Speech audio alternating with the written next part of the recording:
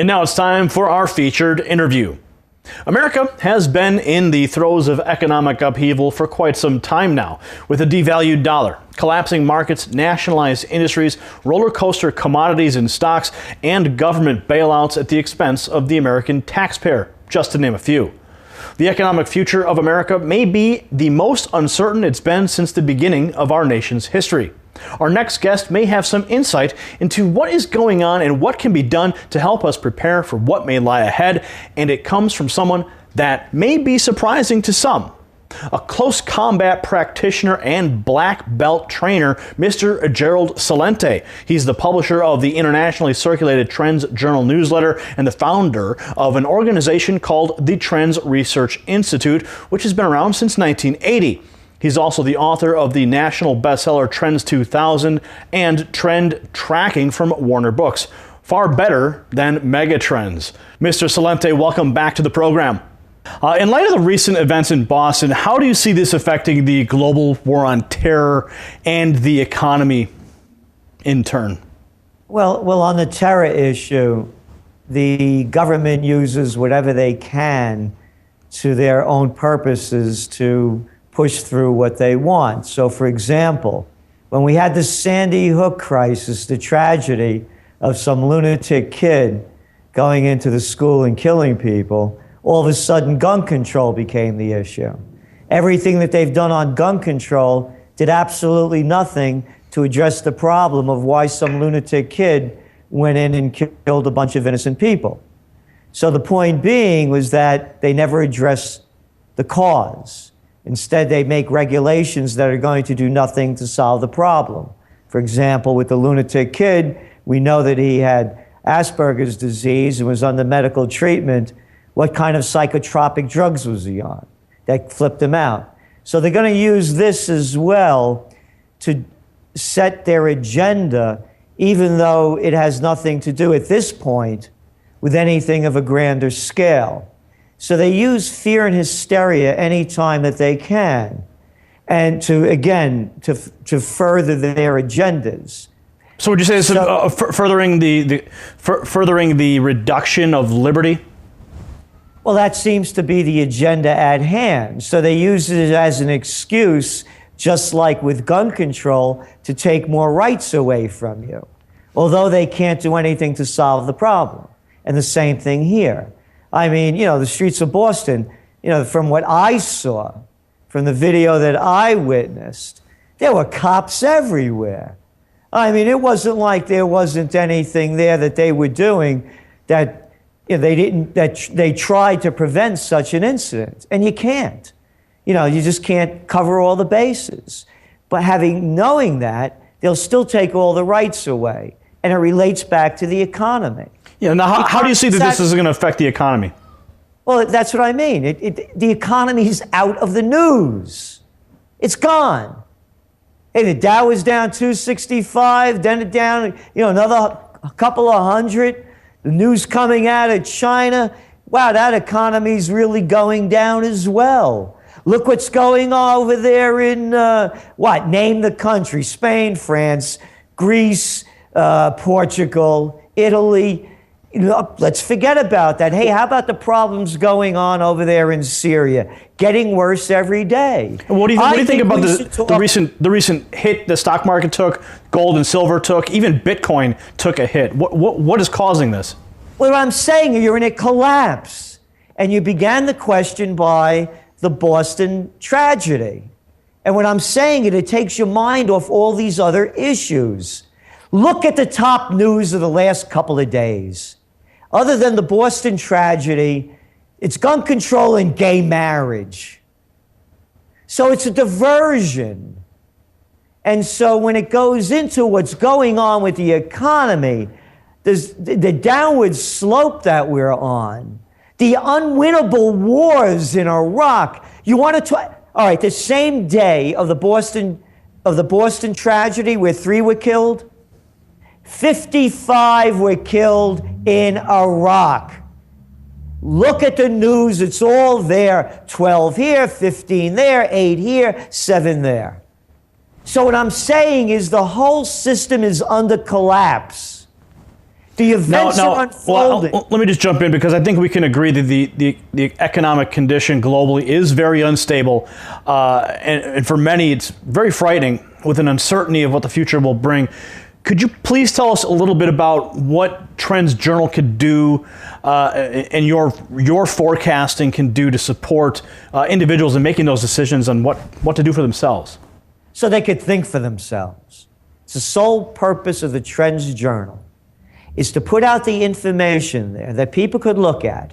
They decide whether or not it's accurate, it's the truth, is it being shaved for a hidden agenda. They have the information and facts in front of them that they could think for themselves. With the knowledge that we put out, then they can make decisions to prepare themselves for the future. And that's the only way that I see this is going to change.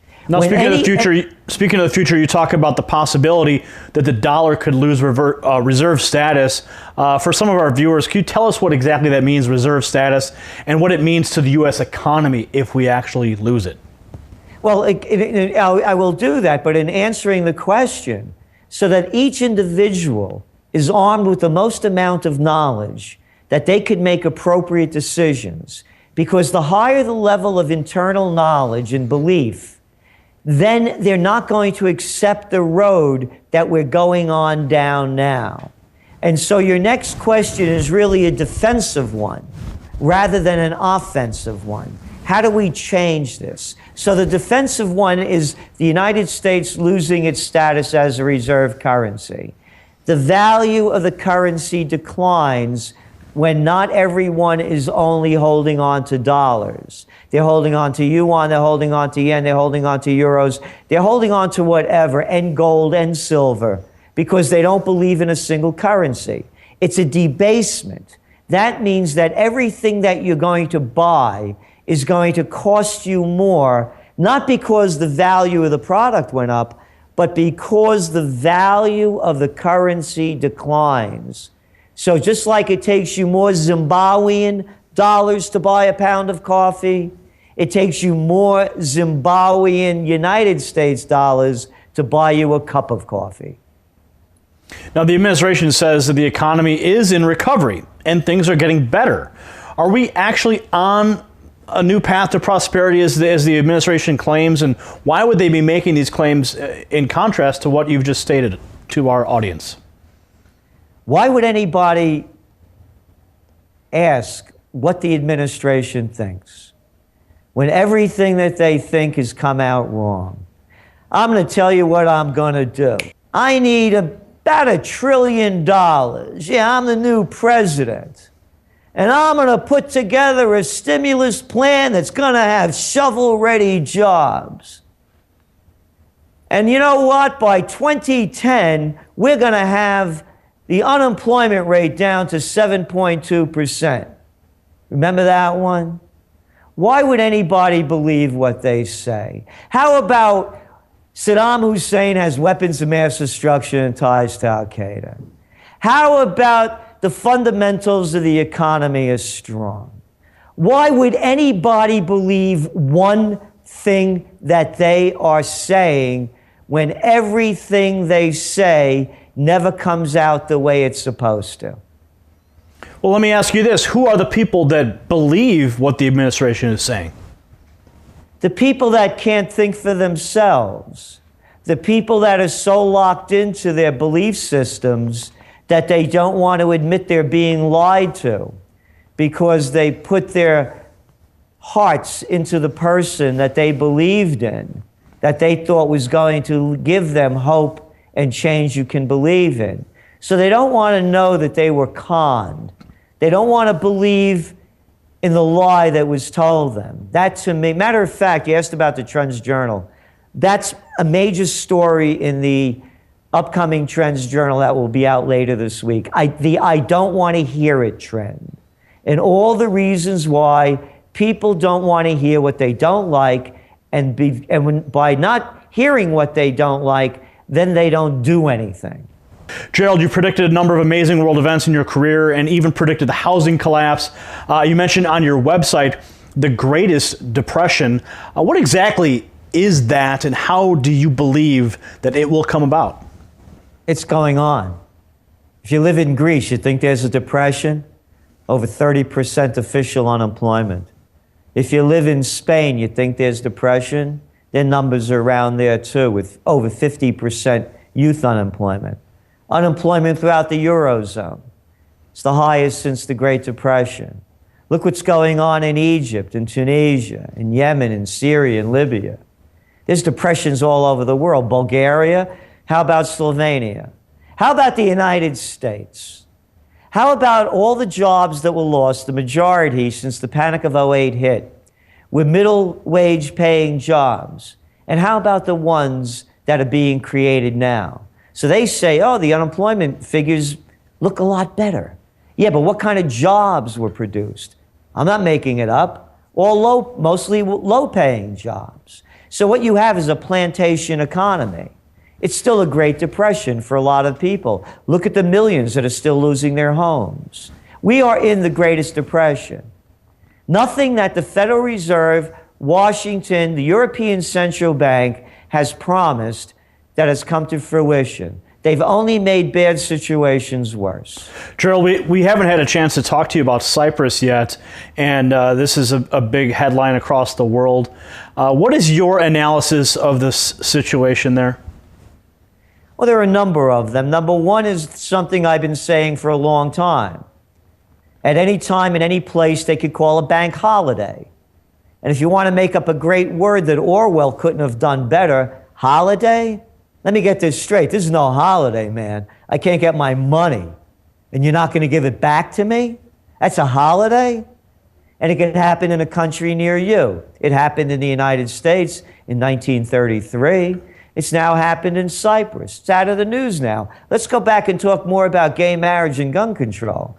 Or how about sequestering? So going back to Cyprus, what they did, as you know, people couldn't get their money out of the bank for almost 2 weeks. To me, it was a test to see how far they can go with this. Because when they first came out with a bank holiday, they were going to, quote, tax deposits, steal their money out of people that were ostensibly insured by the Eurozone banking system. But they were still trying to pull it off. So they pulled it off now for anybody over $100,000. You might as well kiss it goodbye. I think it was a test to see how far they can get, and they did it with a small country first. For example, I mentioned the 1933 Emergency Federal Banking Act that happened in the United States.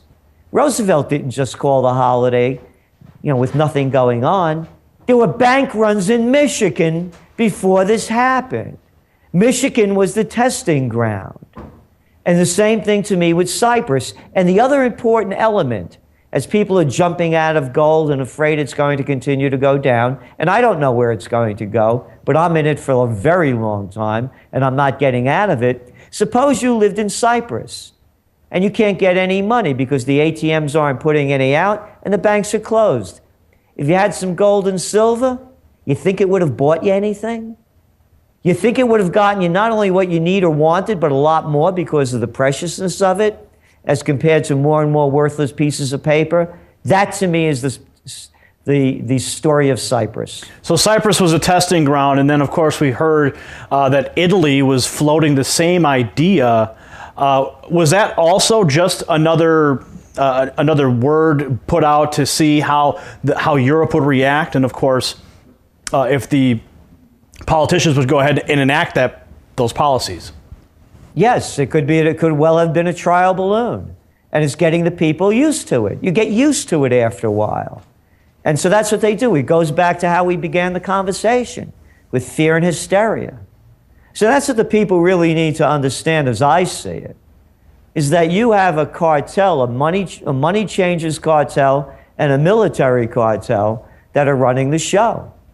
The banks are in control of the governments. I'm not making this up. It's in front of everyone's eyes. And the United States is now being turned more and more into a military zone. You're seeing some of the reactions from this Boston tragedy. We need more cameras everywhere. We have to look in on everybody's communications more. So it becomes the reaction. So as I see it, that's where we're heading, unless and again, the importance of the Trends Journal, that the people see the future and take steps to redirect it. And I believe we could have a much brighter future, a much greater future. And that's what I want to leave our audience with in this interview is, if you were to pass on one bit of advice, one vision of a possible future to this generation, what advice would that be? That either you create the future that you envision, or someone else is going to do it for you, and you're not going to like it.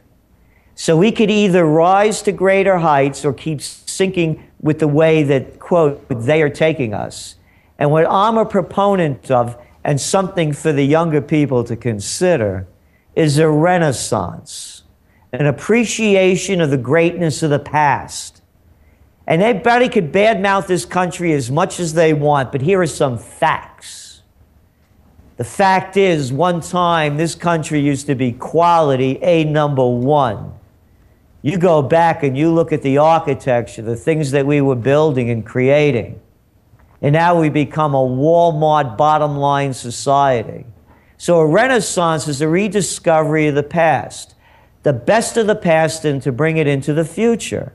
So if the Italians had a great renaissance, and much of Europe that followed got into it, because they used to say at the height of the Renaissance, alle Romana e alla Antica, in the manner of the Romans and the ancients, to describe the quality of their work, I say, let's go back to the greatness of America. Let's look at what made this country great, and every country that you live in that made it great, and bring the best of the past into the future. Because the way we're going now, it's not going to work. And the young people are the ones that can make it happen. That was Gerald Celente. Always a pleasure to get his insight here on WHDT World News. We do need to take a quick break. Stay tuned right here to WHDT for more.